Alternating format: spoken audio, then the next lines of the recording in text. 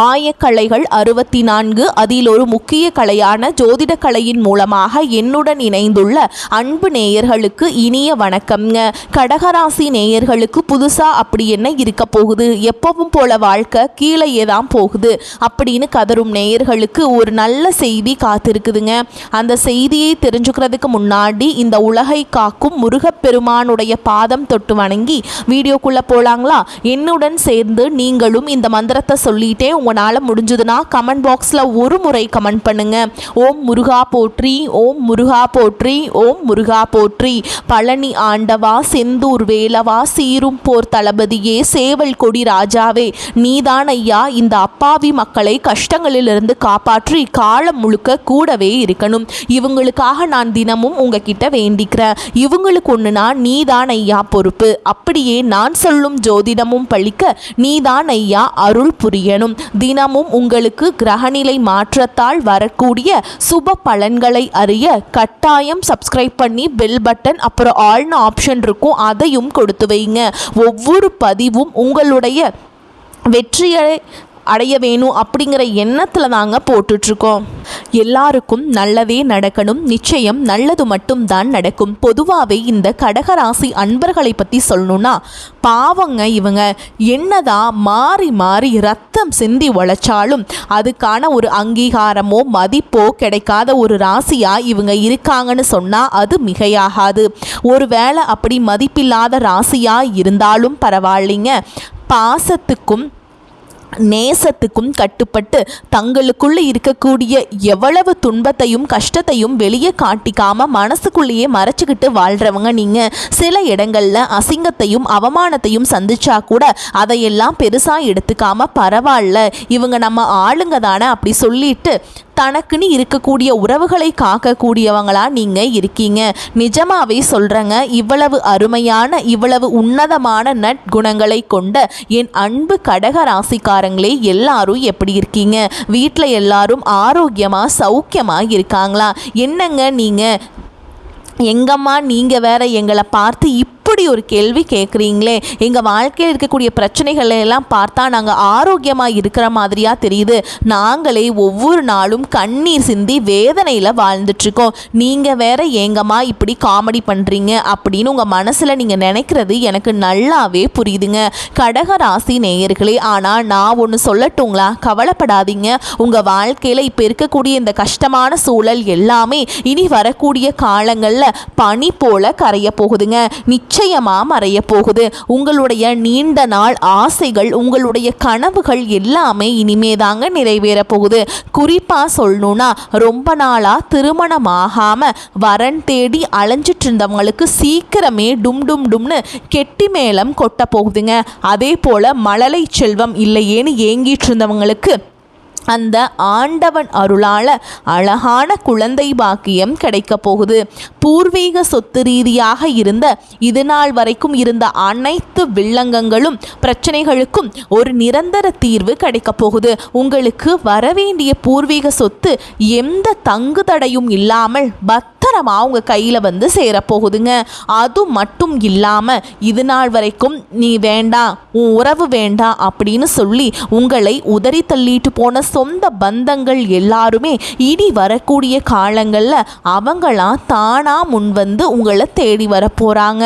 இது சத்தியம். சரிங்க கடகராசிக்காரங்களே, இந்த காலகட்டத்தில் கிரக நிலைகள் மண்டலத்தில் எப்படி இருக்குன்னு ஒரு பார்வை பார்த்துடலாமா? தன வாக்கு குடும்பஸ்தானம்னு சொல்லக்கூடிய 2வது இடத்துல ஞானக்காரகனான கேது பகவான் இருக்காருங்க. அதே போல் ரண ருண ரோகஸ்தானத்தில் சூரிய பகவான், புதன் பகவான், சுக்கிர பகவான், செவ்வாய் பகவான் அப்படின்னு 4 கிரகங்கள் இருக்காங்க. அஷ்டமஸ்தானம்னு சொல்லக்கூடிய 8வது இடத்துல சனி பகவானும் ராகு பகவானும் கூட்டணியில் அமைஞ்சிருக்காங்க. லாபஸ்தானத்தில் மனோகாரகனான சந்திர பகவான் இருக்காருங்க. கடைசியாக அயன சயன போகஸ்தானத்தில் குரு பகவான் அமர்ந்திருக்காரு. இந்த கிரகநிலை மாற்றத்தின் மூலமாக இருள் சூழ்ந்த உங்கள் வாழ்க்கையில் ஒரு மிகப்பெரிய பிரகாசம் வரப்போகுதுங்க. நான் ஒரு கேள்வி கேட்டுங்களா? இந்த உலகத்தில் யாருங்க உண்மையான கோடீஸ்வரன்? கோடி கோடியா பிட் பெட்டி பெட்டியாக பணம் வச்சுருக்கவங்களா, இல்லை தனக்கு பிடிச்ச உணவுகள் எல்லாம் ருசித்து சாப்பிட்றவங்களா, பிடிச்ச உறவுகள் கிட்ட மணிக்கணக்காக பேசுகிறவங்களா? இல்லவே இல்லைங்க. இதில் யாருமே உண்மையான கோடீஸ்வரன் கிடையாது. யார் ஒருத்தவங்க எந்த விதமான நோய் நொடியும் இல்லாமல், மனசில் கவலை இல்லாமல், ராத்திரி படுத்தா நிம்மதியாக தூங்குறாங்களோ அவங்க தான் இந்த உலகத்திலேயே தலை சிறந்த கோடீஸ்வரன். அப்படிப்பட்ட ஒரு நிம்மதியான கோடீஸ்வரன் ஆகக்கூடிய யோகம் உங்களுக்கு இந்த மாதம் அந்த கடவுள் அருளால் அமைஞ்சிருக்குதுங்க. உங்கள் வாழ்க்கையில் இனி வரக்கூடிய காலங்களில் கவலை, கண்ணீர் அப்படிங்கிற பேச்சுக்கே துளி கூட இடம் கிடையாதுங்க. இது நாள் வரைக்கும் உங்களுடைய ஆழ் மனசில் இருந்த பாரங்கள், மனக்கவலைகள் எல்லாம் இனி வரக்கூடிய காலங்களில் காணாமலே போக போகுதுங்க. நீங்கள் ரொம்பவே சந்தோஷமான, மன நிறைவான, ஒரு ஆரோக்கியமான வாழ்க்கையை இனி வரக்கூடிய காலங்களில் வாழ போகிறீங்க. உங்கள் வாழ்க்கையில் அந்த மகாலட்சுமியோட அருளால் சந்தோஷம் என்றென்றைக்குமே நிலச்சிருக்க போகுதுங்க. இந்த கிரகநிலை மாற்றத்தினால கடக ராசிக்காரர்களுடைய வாழ்க்கையில் என்னென்ன லாபங்கள் நடக்க போகுது, அதை எப்படியெல்லாம் நமக்கு சாதகமாக லாபமாக மாற்றுறது அப்படிங்கிறத பற்றி தாங்க நம்ம இன்னைக்கு இந்த வீடியோ பதிவில் தெளிவாக பார்த்து தெரிஞ்சுக்க போகிறோம். இதுவரைக்கும் கூடவே இருந்து குழி பறிக்கிற துரோகிகளுடன் இருந்ததை நினச்சி நீங்கள் வேதனைப்படக்கூடிய வாய்ப்புகள் இருக்குதுங்க. ஆனால் இதை நீங்கள் நெகட்டிவாக எடுத்துக்காமல் பாசிட்டிவாக எடுத்துக்கிட்டிங்கன்னா கடவுள் நிச்சயமாக உங்கள் வாழ்க்கையில் ஒரு பெரிய வெளிச்சத்தை ஏற்படுத்தக்கூடிய நேரமாக இந்த நேரம் உங்களுக்கு அமையுங்க. குரு பகவான் 12வது வீட்டிலிருந்து உங்கள் வீட்டில் நடக்கக்கூடிய சுபகாரியங்களுக்கான பேச்சுவார்த்தைகளை முன்னின்று நடத்த போகிறாருங்க. யாரெல்லாம் இவனுக்கு மட்டும் எந்த நல்ல காரியமும் நடக்காது அப்படின்னு கங்கணம் கட்டிட்டு சுற்றுனாங்களோ அவங்க எல்லாம் முகத்தில் கரி பூசுறது போல அந்த கடவுள் பஞ்சபூத சாட்சியாக உங்களுக்கு ஒரு நல்ல ஒரு காரியத்தை நடத்துவதற்கு இப்போ பிளான் போட போறாரு.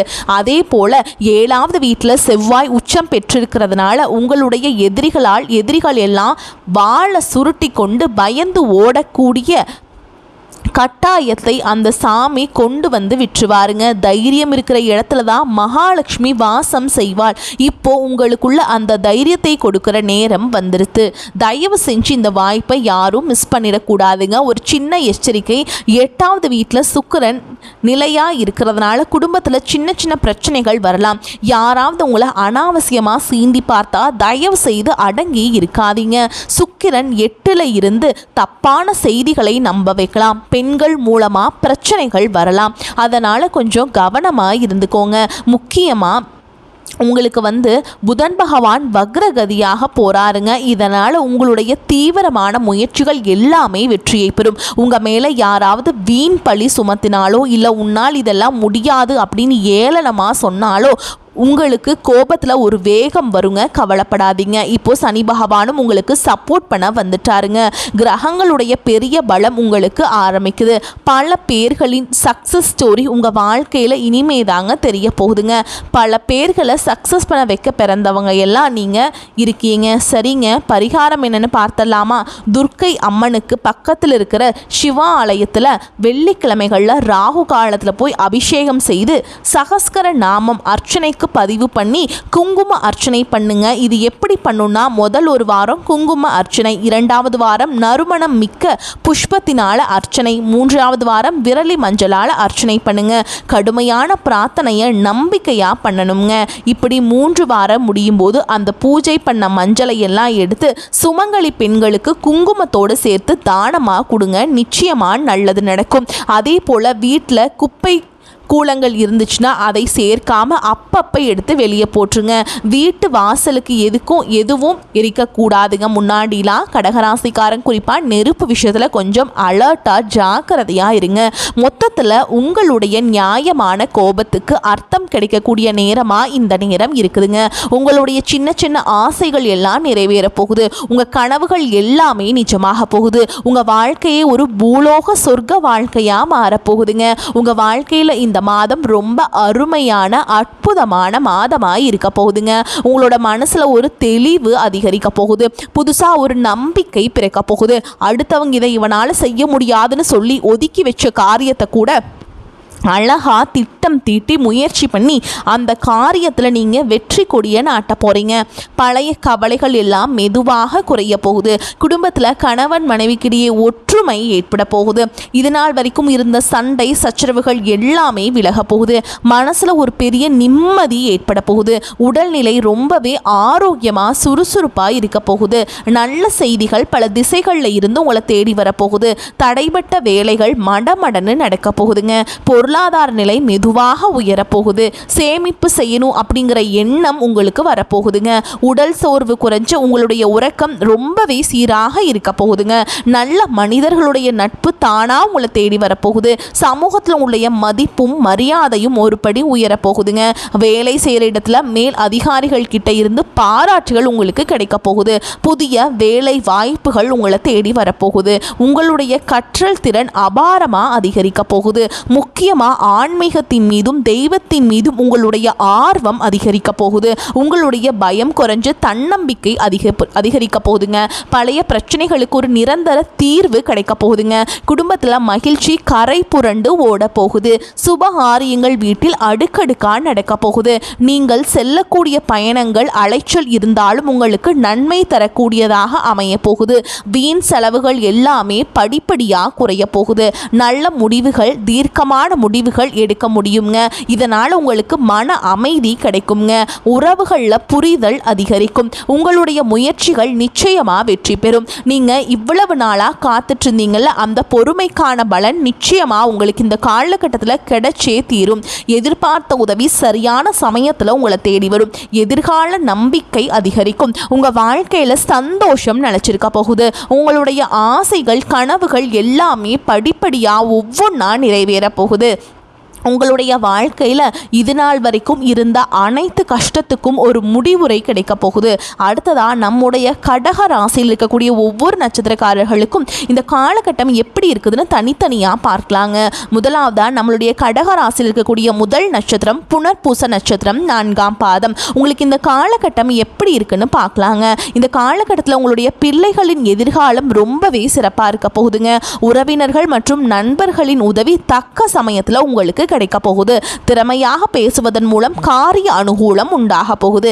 தெளிவான சிந்தனை உங்க மனசுல இருக்க போகுது. உங்க வாழ்க்கையில் இருக்கக்கூடிய அனைத்து ஆசைகளும் கனவுகளும் நிறைவேறக்கூடிய ஒரு பொற்காலமான மாதமாக உங்களுக்கு இந்த காலகட்டம் அமைஞ்சிருக்குதுங்க. உங்க வாழ்க்கையில தடைபட்ட அனைத்து காரியங்களுமே நீ வரக்கூடிய காலங்களில் தங்குதடையின்றி நடக்க போகுதுங்க. உங்கள் கையில் பணப்புழக்கம் அதிக அளவில் இருக்க போகுது. திருமணம் ஆகாதவர்களுக்கு சீக்கிரமே திருமணம் நடக்க போகுது. வாழ்த்துக்கள்ங்க. அடுத்ததான் நம்முடைய கடக ராசியில் இருக்கக்கூடிய நட்சத்திரம் பூசம் நட்சத்திரம். உங்களுக்கு இந்த காலகட்டம் எப்படி இருக்குன்னு பார்க்கலாங்க. இந்த காலகட்டத்தில் உங்களுடைய மனசில் ஒரு இனம் புரியாத உற்சாகம் உண்டாக போகுது. மன அமைதி ஏற்பட போகுது. மொத்தத்தில் உங்களுடைய வாழ்க்கை சிறப்படைய போகுதுங்க. ஒரே ஒரு விஷயம், நீங்கள் கோபப்படாமல் பொறுமையாக இருந்தால் வாழ்க்கையில் அனைத்து காரியத்திலையுமே உங்களால் சுலபமாக வெற்றி அடைய முடியுங்க. உங்களுடைய மனக்குழப்பம் எல்லாம் காணாமல் போகக்கூடிய காலகட்டமாக உங்களுக்கு இந்த காலகட்டம் இருக்குதுங்க. குழந்தை பாக்கியம் இல்லாதவர்களுக்கு குழந்தை பாக்கியம் கிடைக்க போகுது. பூர்வீக சொத்து ரீதியாக இருந்த அனைத்து பிரச்சனைகளுக்கும் தீர்வு கிடைக்கக்கூடிய மாதமாக உங்களுக்கு இந்த மாதம் இருக்குதுங்க. உங்கள் கையில் பணப்புழக்கம் சரளமாக அதிக அளவில் இருக்க போகுது. திருமணம் ஆகாதவர்களுக்கு திருமணம் நடக்க போகுது. நீங்கள் ஒருத்தவங்க கிட்ட பேசும்போதும் சரிங்க, ஒரு செயலை செய்யும் போதும் சரி, அவசரப்படாமல் 1க்கு 2 முறை ஆலோசனை பண்ணி நிதானமாக செயல்படுறது ரொம்பவும் நல்லதுங்க. கடைசியாக நம்மளுடைய கடக ராசி இருக்கக்கூடிய நட்சத்திரம் ஆயில்ய நட்சத்திரம். உங்களுக்கு இந்த காலகட்டம் எப்படி இருக்குன்னு பார்க்கலாங்க. இந்த காலகட்டத்தில் உங்கள் வாழ்க்கையில் எதிர்பாராத நன்மைகள் ஏற்பட போகுது. தாராளமான பணவரவு இருக்க போகுது. இழுபறியான காரியங்கள் கூட உங்களுக்கு சாதகமாக முடிய போகுது. எதிலும் கூடுதல் கவனத்துடன் நீங்கள் செயல்படுறது நல்லதுங்க.